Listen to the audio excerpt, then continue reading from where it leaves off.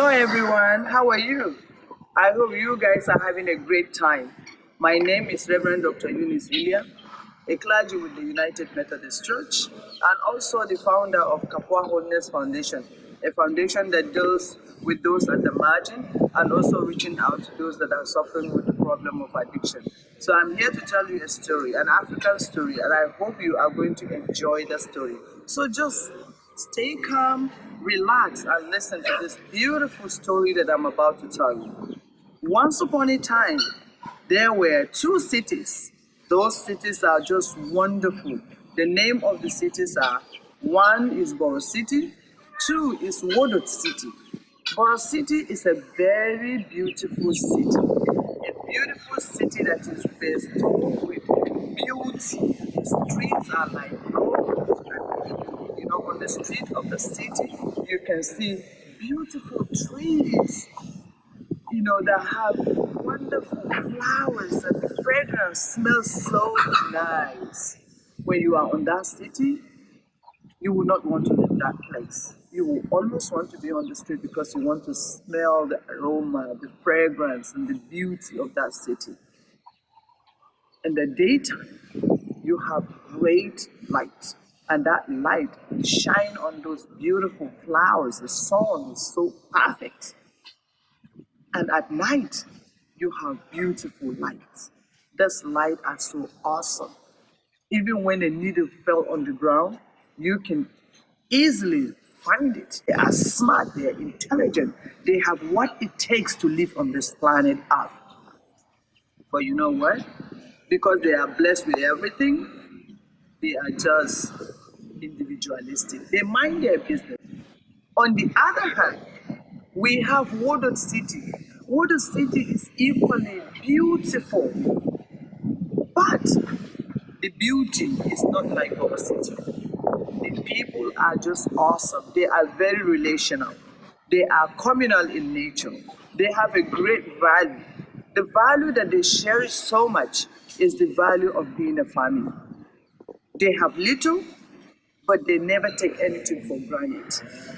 They give without reservation.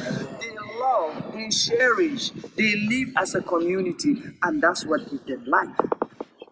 So everything was just awesome with both cities.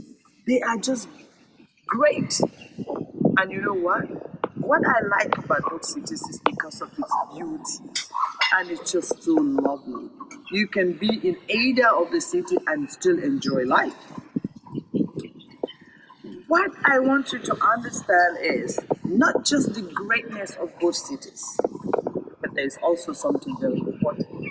Even those that plan evil, even those that are wicked, they still have their way in between the both cities.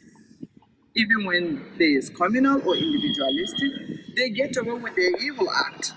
Not only the best part of livelihood between the both cities, but including those who carry out their evil act of oppressing the poor, the children, in the cage, the racism, the tribal clash, the betrayal, the lack of trust, uneducation, girl child abuse, less privilege, and the marginalized. They were all in trouble, and yet those who perpetrate those acts were succeeding. They are getting stronger by the day. Those who are careless about, themselves. Who are those people that are careless about themselves?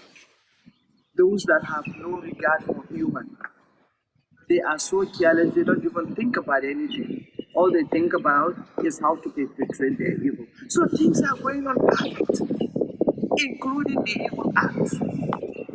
Even though both cities are beautiful, yet there is other part of, the cities that you can't even describe it because they are way too far. Things were going on perfect. Everything was going on well. Just like in the days of Noah, people were getting married, giving their children into marriage. There's also lots of celebration in the air. Things were going on well, and boom, something happened. a terrible news came in town, which turned the whole cities upside down. Not just one city, but both cities. Because there's a presence of a monster. There's a monster in town. The monster that has no regard for who you are, whether you are rich, you are poor, whether you are alone or you are a community, whether you are beautiful, you are handsome, you are ugly, whether you are tall, you are short, that monster has no regard for anyone. So it kind of turned everything upside down. The most dangerous monster was set loose by a faraway country, a country that is just so careless. No one has the power to chase or capture the evil monster. The evil monster cannot even be controlled by seers. The wise, the powerful, the brave men and women summoned themselves together and said, look, there is a problem in our cities. They came together and they were all so worried. They don't know what to do because this monster is strange. Nobody knows how it came, into those cities. But there, lo and behold, they said, we cannot fight this monster.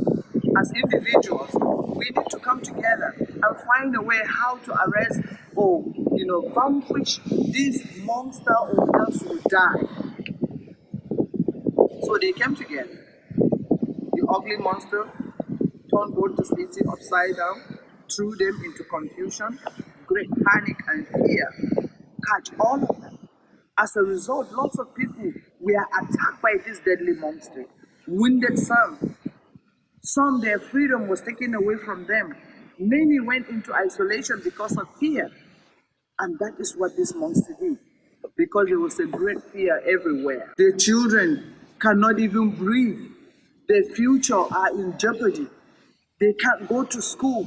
They can't attend parties. They can't go on vacation. They can't do nothing. And then the children said, you know what? Our future is going to get destroyed. It's good for the elders, they have theirs, but we are children, we don't know what the future holds. All we can do is to gather everyone. So the children gathered themselves together, regardless of where they came from. They all came together and they said, we have to secure our future. What do we do now? So they decided to check and find out, what does this monster want? How do we curtail it? How do we kill it? They find out something.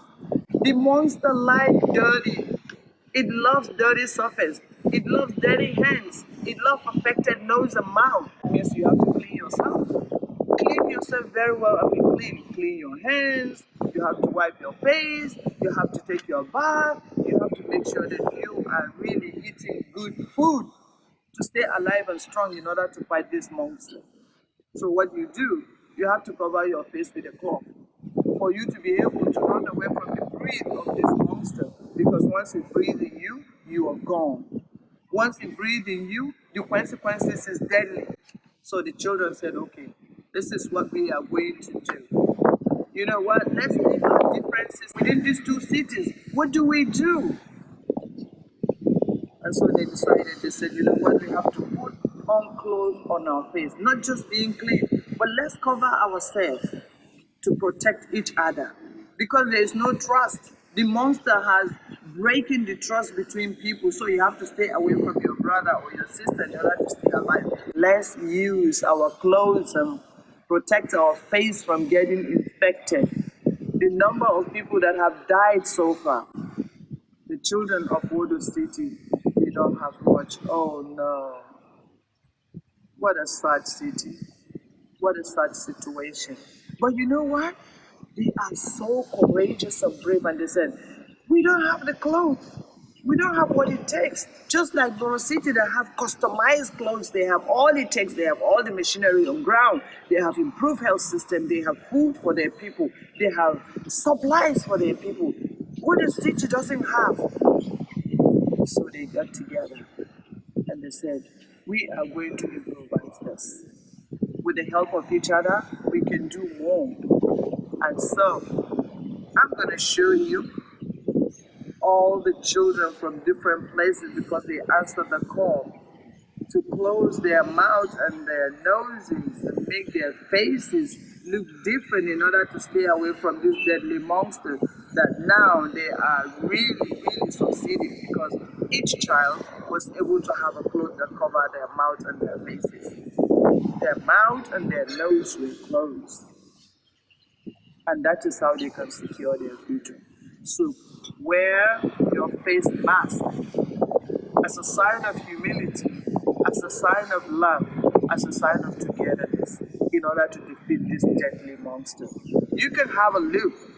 You can see Borosity, you have children standing just to tell you how serious that is.